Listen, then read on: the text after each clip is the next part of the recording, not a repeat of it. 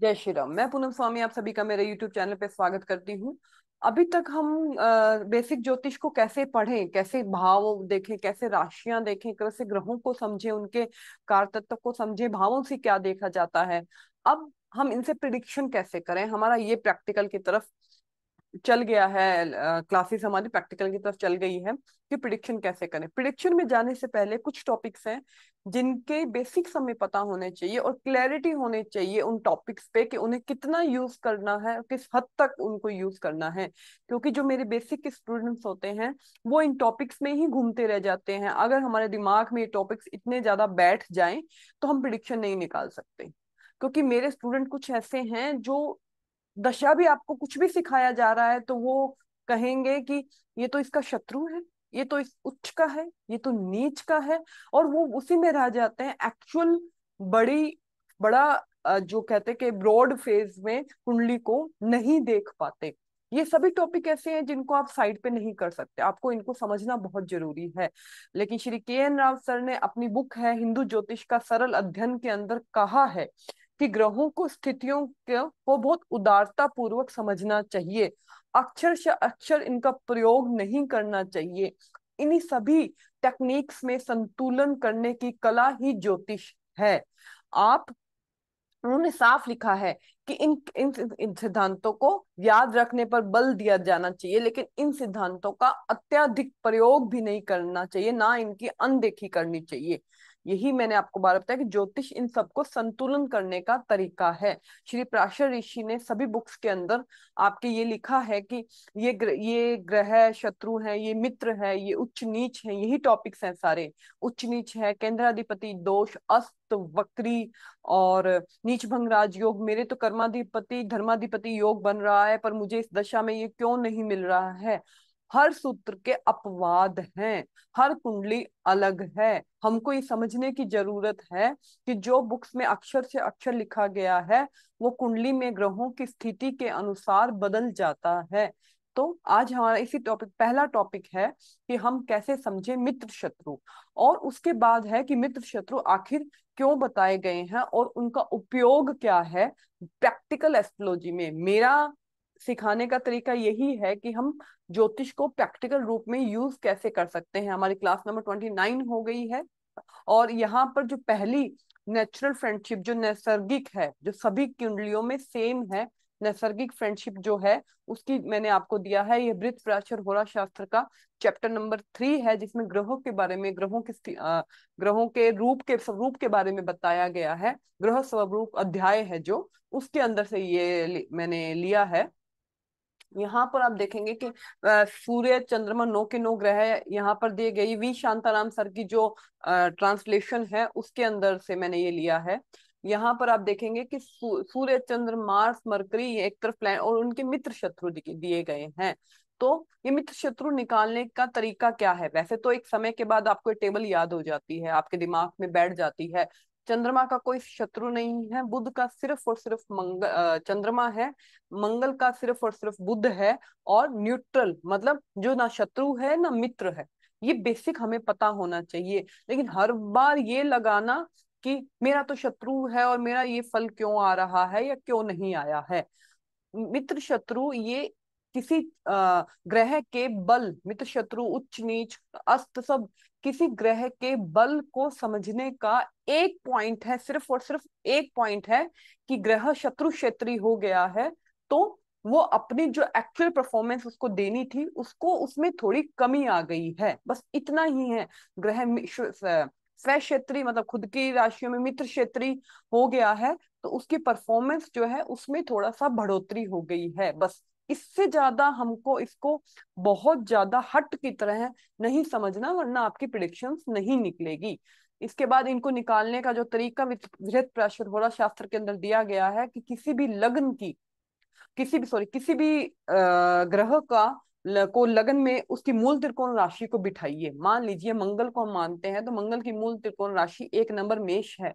मेष को लगन बनाइए, उससे दूसरे चौथे पांचवें आठवें नवें और 12वें राशि उसकी मित्र होती है, बाकी राशियां उसकी शत्रु होती है। उसके अलावा यहाँ पर देखिए मंगल मंगल उच्च के होते हैं 10म भाव मकर राशि के अंदर। तो जो उच्च की राशि होती है वो भी आपकी मित्र होती है हमेशा।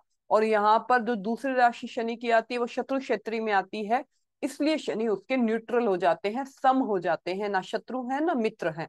इसी तरह से चंद्रमा की मूल त्रिकोण राशि वृष राशि है, मिथुन बुध की मूल त्रिकोण राशि आपने देखी होगी कन्या है। तो इन सभी को हम इस तरह से समझ सकते हैं कि कैसे हमको सबकी मूल त्रिकोण राशि को लग्न बनाकर और उसके हिसाब से इन भावों की राशियों को मित्र और बचे हुए भावों की राशियों को शत्रु समझना है।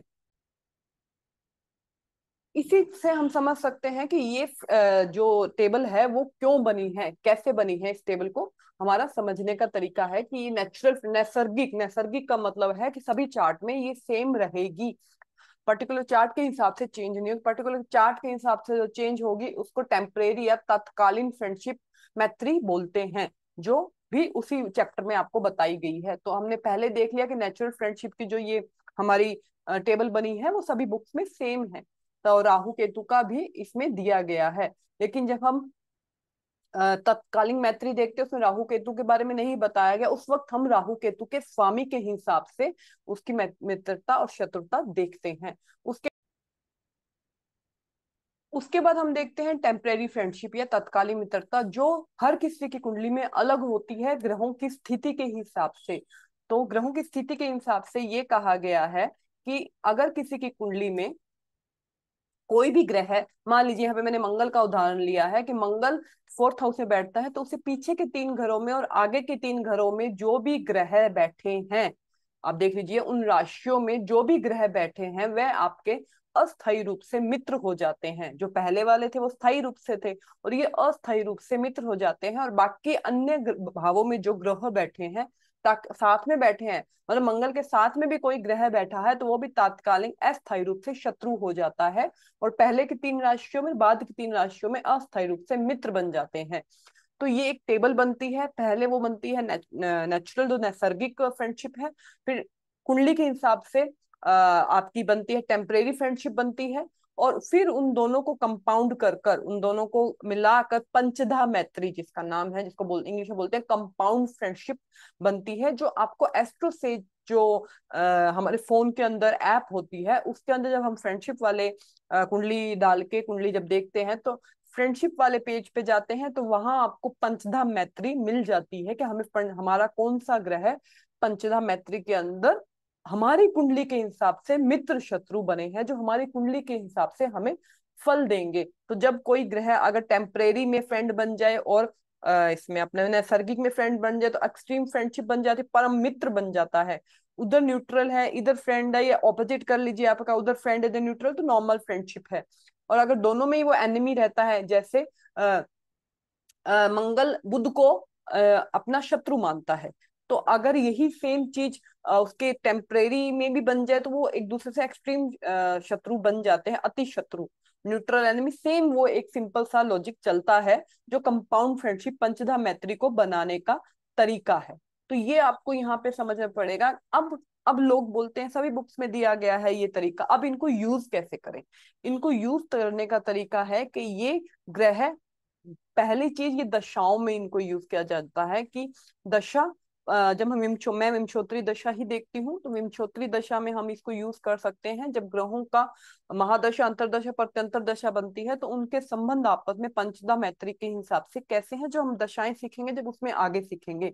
दूसरी चीज, ये ग्रह आपकी कुंडली में कितना फल देने के लिए कैपेबल हैं, ये चीज भी यहाँ से देखी जाती है जब इनकी कंपाउंड फ्रेंडशिप को देखा जाता है। तो ग्रह, सिंपल सी चीज है कि आपको ये चीजें पता होनी चाहिए, लेकिन इन चीजों के ऊपर आपको इतना ज्यादा बल नहीं देना चाहिए। ये सिर्फ ग्रह की स्ट्रेंथ, ग्रह की बल देखने का एक ही पॉइंट है, और बहुत सारे पॉइंट्स, बहुत सारी चीजों को मिलाकर हमको फिर प्रिडिक्शन निकालनी पड़ती है। एक पॉइंट से कभी भी ज्योतिष में प्रिडिक्शन नहीं होती है। मेरा आज का एक बहुत छोटा वीडियो था, लेकिन आप लोगों को समझाने की जरूरत थी कि ये छोटे छोटे पॉइंट्स पे जब मैं वीडियो बनाऊंगी तो हमको उनको प्रिडिक्शंस में लेना कैसे है। अगर आप मान लीजिए शनि का बल देख रहे हैं आपकी कुंडली के हिसाब से कि शनि की आने वाली दशा है, नेचुरल है, हमारा आने वाला पीरियड कैसा रहेगा, उसको देखने के लिए हम ये देखेंगे कि शनि हमारी कुंडली में कैसा है, तो हम लिखेंगे शनि की स्थिति कैसी है। आगे आने वाले समय में हम लोग वापिस केंद्र त्रिकोण त्रिषणाय के स्वामी के हिसाब से ग्रहों के बल को समझेंगे, जो लघु पराशरी में बहुत अच्छे से दिया गया है। लेकिन उससे पहले हम जमाली शनि को जज कर रहे हैं कि आने वाली हमारी शनि की दशा कैसी है।